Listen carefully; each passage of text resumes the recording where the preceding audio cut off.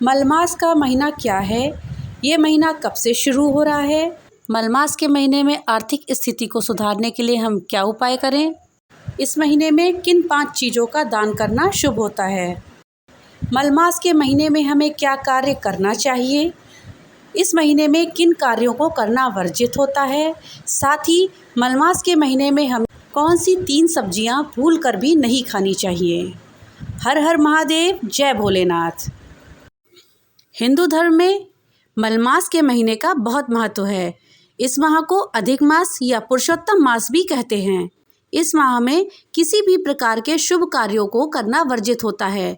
इस माह में किसी भी प्रकार के शुभ कार्य नहीं किए जाते हैं। इस माह में केवल पूजा पाठ इत्यादि करके भगवान को प्रसन्न किया जाता है। ज्योतिष के अनुसार मलमास में भगवान विष्णु की पूजा का महत्व बताया गया है। ये मान्यता है कि अधिक मास में भगवान विष्णु का पूजन करने से मनोकामनाओं की पूर्ति होती है। भगवान विष्णु सबकी मनोकामनाओं को पूरा करते हैं। अब प्रश्न ये उठता है कि कैसे लगता है ये अधिक मास या मलमास? ज्योतिष शास्त्र के अनुसार सूर्य के एक राशि से दूसरे राशि में जाने की प्रक्रिया को संक्रांति कहा जाता है। सूर्यदेव लगभग हर महीने में अपनी राशि परिवर्तित करते हैं। जिस माह में सूर्य का राशि परिवर्तन नहीं होता है उस माह को मलमास या अधिक मास कहा जाता है। इस महीने में सूर्य अपनी राशि का परिवर्तन नहीं करते हैं। जिस राशि में पहले से होते हैं उसी में ही वो रहते हैं। इस कारण से ये मलमास या अधिक मास का महीना होता है। ये मलमास का महीना कितने समय के बाद आता है? ज्योतिष शास्त्र के अनुसार 32 महीने और 16 दिन के बाद अधिक मास या मलमास का महीना आता है। साल 2023 में अधिक मास 16 जुलाई 2023 से शुरू होकर के 16 अगस्त 2022 तक चलेगा। साल 2023 में यानी इस साल 2 माह का सावन होगा। ज्योतिष के अनुसार इस बार अधिक मास सावन के महीने में पड़ेगा। इस कारण से सावन 2 महीने का होगा। ऐसे में सावन के महीने में भगवान शिव की विधि विधान से पूजा करने से भगवान भोलेनाथ के प्रसन्न होने की मान्यता है। साथ ही उनकी कृपा से बिगड़े काम भी बनना बताया गया है। भोलेनाथ थोड़ी सी पूजा से ही प्रसन्न हो जाते हैं। ऐसा संयोग कई वर्षों के बाद बन रहा है। मलमास को क्यों कहा जाता है पुरुषोत्तम मास? पौराणिक कथा के अनुसार जिस माह में सूर्यदेव राशि परिवर्तन नहीं करते हैं वह महीना मलिन हो जाता है। मलिन होने के कारण सभी देवताओं ने इस माह का स्वामी बनने से मना कर दिया। तब भगवान विष्णु इस माह के स्वामी बने। भगवान विष्णु ने कहा था कि जो भी इस माह में भगवान शिव की भक्ति और उनकी पूजा करेगा उसके सभी पाप नष्ट हो जाएंगे और पुण्य फल की प्राप्ति होगी।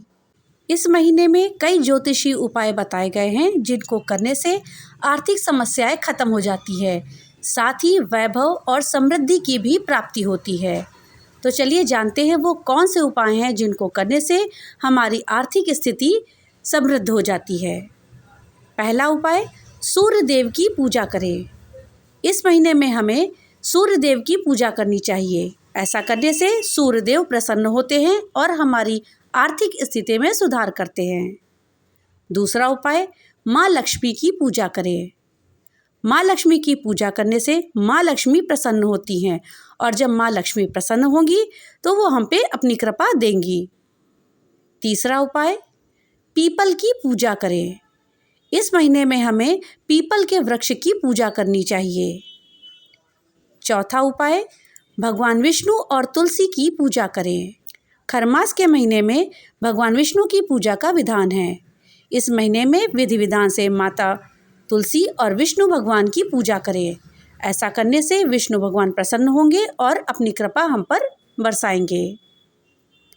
पांचवा उपाय, दान करें। इस महीने में अधिक से अधिक दान करने की परंपरा है। आप अपने सामर्थ्य के अनुसार अधिक से अधिक दान करें। ऐसा करने से आपकी आर्थिक स्थिति में सुधार होगा और माँ लक्ष्मी की कृपा आप पर बनी रहेगी। मलमास के महीने में हम किन चीज़ों का दान करें? पहला दान है किताबों का दान। पुरुषोत्तम मास में किताबों का दान करना बहुत ही शुभ होता है। पुरुषोत्तम मास में ज़रूरतमंद और गरीब बच्चों को किताबों का दान करना चाहिए। ऐसा करने से माँ सरस्वती की कृपा आप पर बनी रहेगी, साथ ही ज्ञान के क्षेत्र में भी वृद्धि होगी। दूसरा दान है दीपदान। शास्त्रों में अधिक मास के दौरान दीपदान करने का विशेष महत्व है। दीपदान करने से व्यक्ति का जीवन रोशनी से भर जाता है और व्यक्ति के जीवन का अंधियारा मिट जाता है। इसलिए मलमास में घर और मंदिर में दीपक जलाना चाहिए। तीसरा दान है नारियल का दान। नारियल का संबंध माँ लक्ष्मी से माना जाता है, इसलिए मलमास के महीने में नारियल का दान जरूर करना चाहिए। इससे जीवन में सुख समृद्धि का वास रहता है, साथ ही माँ लक्ष्मी की कृपा प्राप्त होती है और जीवन में धन धान्य की कमी नहीं रहती। चौथा दान है पीले वस्त्रों का दान। पुरुषोत्तम माह में गरीब और ज़रूरतमंद व्यक्तियों को वस्त्र दान करने चाहिए।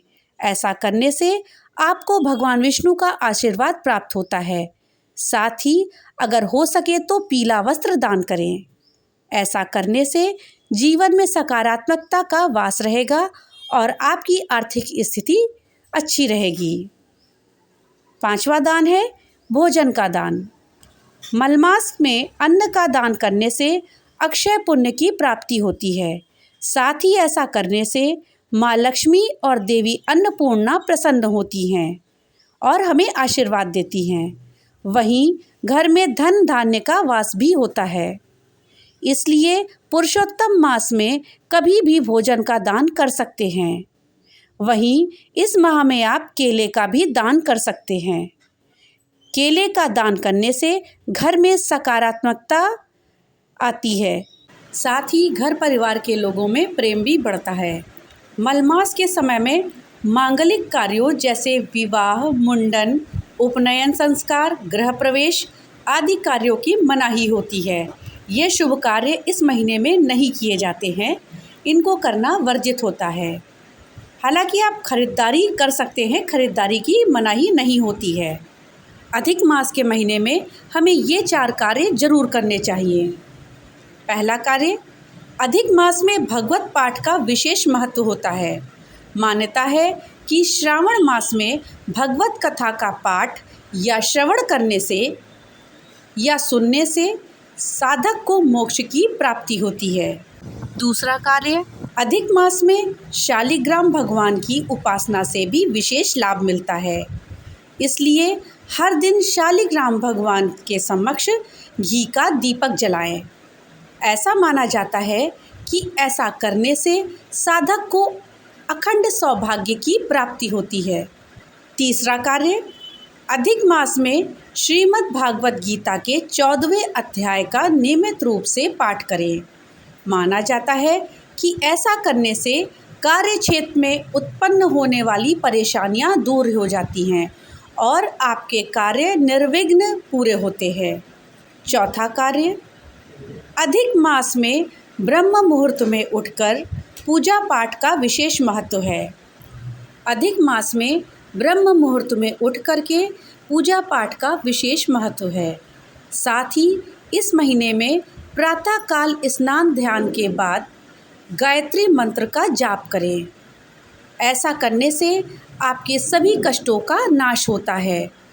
अब आइए जानते हैं अधिक मास के समय में हमें कौन से ऐसे 5 कार्य हैं जो भूलकर भी नहीं करने चाहिए।